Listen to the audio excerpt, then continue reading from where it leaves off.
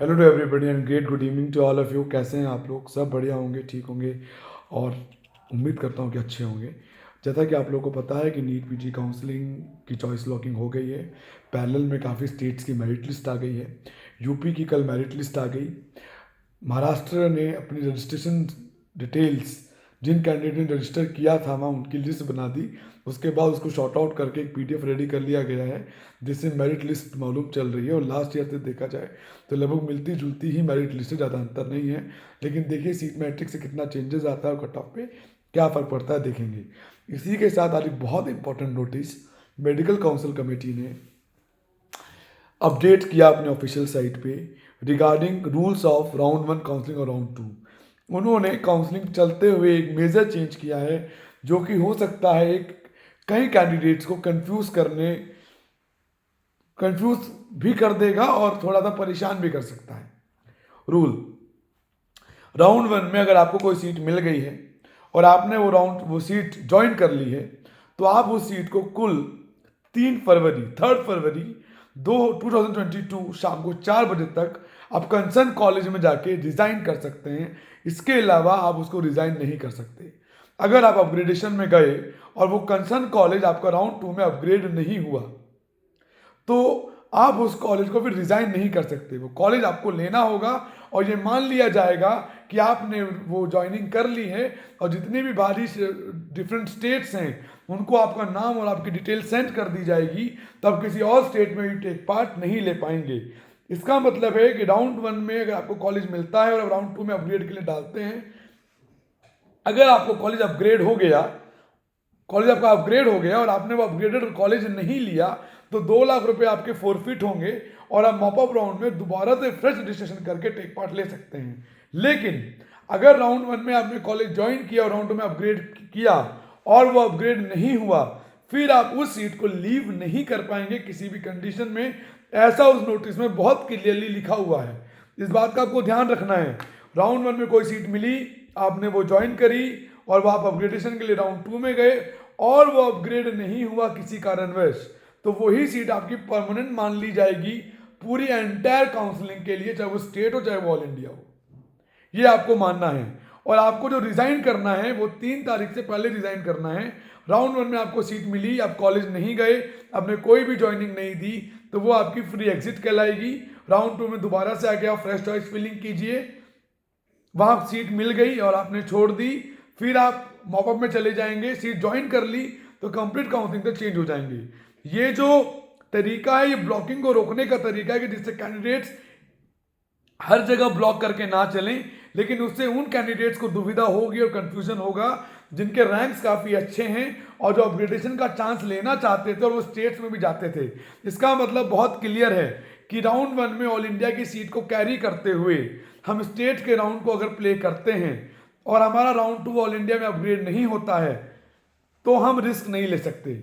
इसका मतलब बहुत क्लियर है कि हम एक साथ 2 सीटें होल्ड नहीं कर पाएंगे। राउंड 1 स्टेट्स को आप प्ले कर सकते हैं क्योंकि 3 तारीख आपकी डिजाइन डेट है, तो लगभग स्टेट्स के स्टेट्स के रिजल्ट आ जाएंगे, तो वो आप पैरेलल करके उसको तो मैनेजेबल कर सकते हैं। लेकिन बाकी तरीकों से अगर आप चलना चाहें, बाकी लंबा खेलना चाहेंगे, तो वो नहीं खेल पाएंगे। तो बहुत क्लियर और बहुत क्रिस्प नोटिस है उनका, आप उसको पढ़िएगा तो आपको समझ में आएगा कि राउंड 1 में कोई सीट आपको मिली, वो आपने ज्वाइन कर ली, राउंड 2 में अपग्रेडेशन के लिए गए और वहां पर वो सीट अपग्रेड नहीं हुई, तो वो सीट आपकी ज्वाइन सीट मानी जाएगी। उसके बाद आप उस सीट को रिजाइन नहीं कर सकते, आपके 2 लाख रुपए भी लैप्स नहीं होंगे। ऐसा पहले नहीं था। पहले क्या होता था कि हम कॉलेज गए, हमने कॉलेज में सीट ज्वाइन की, अपग्रेड नहीं हुआ तो विद इन 2 डेज हम उस सीट को रिजाइन कर देते थे, तो हमारी फ्री एग्जिट कहलाती थी। लेकिन इस बार ऐसा नहीं होगा, वो कंसर्न सीट ज्वाइन ही मानी जाएगी। तो राउंड 1 की सीट अगर आपकी रिटेन रह गई ऑल इंडिया या डीम्ड की या डीएनबी की, तो वो सीट रिटेन ही मानी जाएगी। इसीलिए बहुत सोच समझ के डिसीजन आपको लेना पड़ेगा कि आप अपग्रेडेशन के लिए जा रहे हैं या नहीं जा रहे हैं, या जो सीट मिल गई है उससे आप सेटिस्फाई हैं।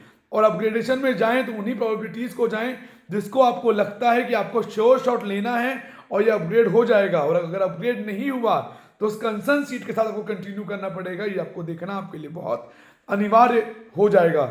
इसका मतलब है कि आप स्टेट राउंड 2 नहीं प्ले कर पाएंगे ऑल इंडिया राउंड 1 सीट को कैरी करके, कि इसीलिए कि इसको पैरेलल में अपग्रेड कर लेते हैं, वहाँ अपग्रेड नहीं हुआ तो यहाँ से रिजाइन कर देंगे और स्टेट में ले लेंगे।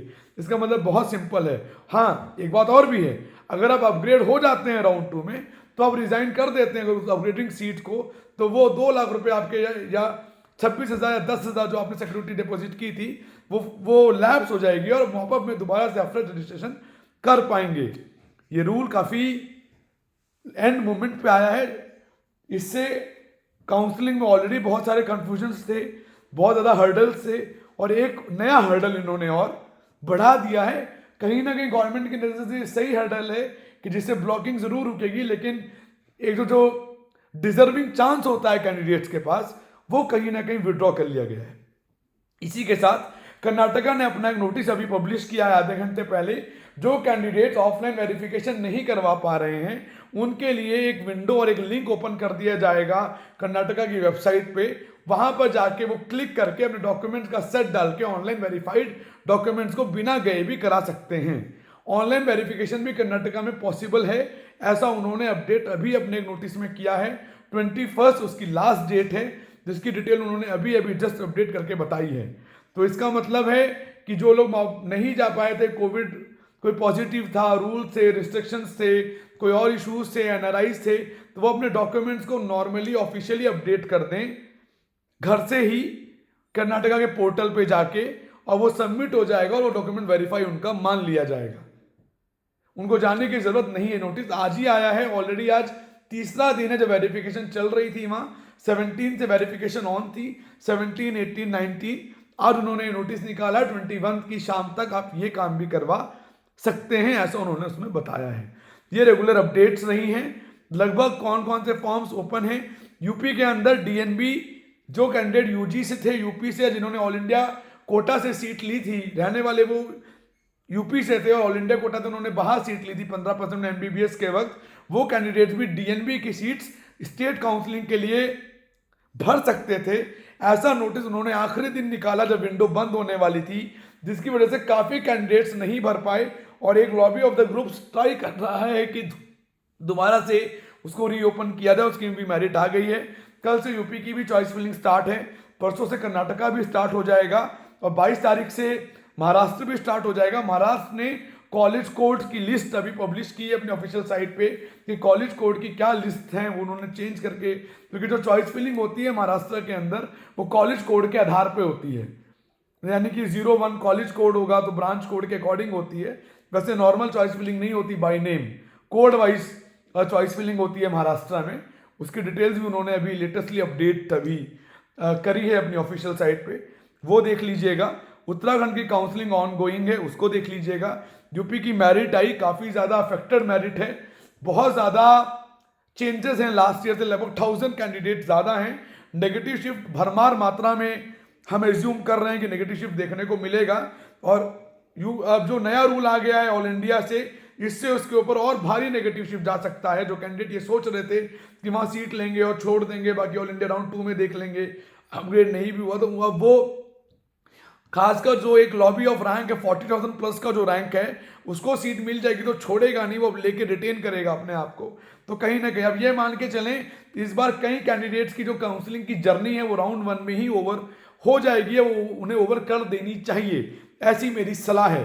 ज़्यादा लंबे चांसेस लेने के लिए अब स्कोप बचा नहीं, क्योंकि गवर्नमेंट ने स्कोप दिया नहीं कि आप लंबा प्ले करें। तो स्मार्ट प्ले करना है तो सोच समझ के करना है और देख के करना है कैसे है, क्या है, जो मिल रहा है वो मेरे लिए है या नहीं है। बहुत सारी चीज़ें हैं। बेसिकली ये जो रूल इन्होंने आज निकाला, ये रूल चॉइस फिलिंग से पहले निकाल देते ऑल इंडिया से तो बेटर था।